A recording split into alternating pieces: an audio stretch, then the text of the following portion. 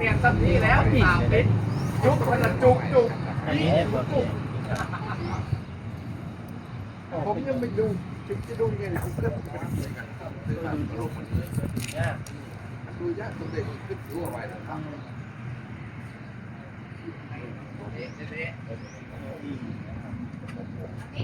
ครับเพิ่งดูมีมวยไทย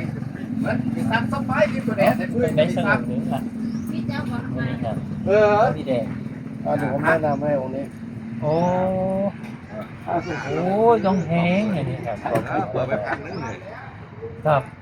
เฮ้ยแพงอยู่ ให้เราก็ต่อเอา เฮ้ย ต่อได้อยู่ดอกแต่ว่าทหารต่อ400ก็เอาไว้ก่อนนะ โอ้ เรียบเกิน น้องหมาเนาะสุดยอดเลยเนาะ อันนี้ ครับ โอ้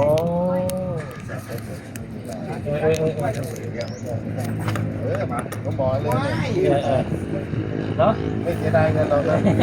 แต่ผมมันมีแล้วหลายองค์ ครับ